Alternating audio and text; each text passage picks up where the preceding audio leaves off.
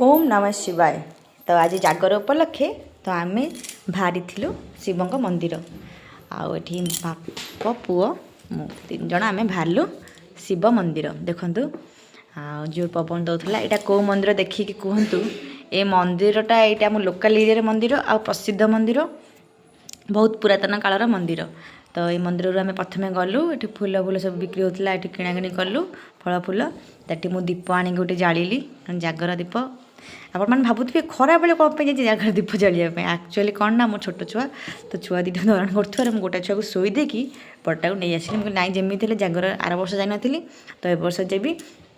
से छुआटा को शोई देकी मु पलैली जो छुआ मैंने बड़ हेले मु संध्या बेले जाइकी दीप जागर दीप जाली ओषा करुली ये जो मोर गैस समस्या अच्छी तो मु बांती छाड़ी मेडिकल पड़े मत किए ओषा कर मत नहीं जो मेडिकल कहले तो से ओषा छाड़देली मु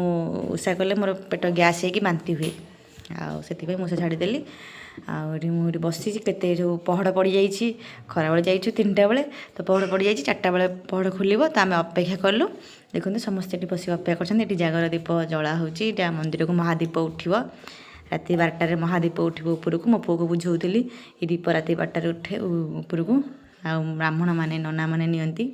आम ये लाइन छिड़ा हो जाइए देखते लंबा लाइन 4टा बेले भी भिड़ आम एकुटिया आसनु अनेक लोक भी आसछन्ती पहड़ फिटू फिटू समस्ते पूरा माडी चलती झगड़ा कर आगे जी से कहूँ आगे जी धस्ता धस्ती पशिगलु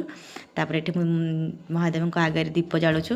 दीज आम मनस्कामना पूर्ण भगवान को प्रार्थना करुछु भगवान आम परिवार को खुशी रखु आपण मान आशीर्वाद आपण मान भल पाइबा सेमती लगी रही था। ये मो पुओ भोग खाऊँ भोग खाई सीधा घर आसिलु। Thank you for watching.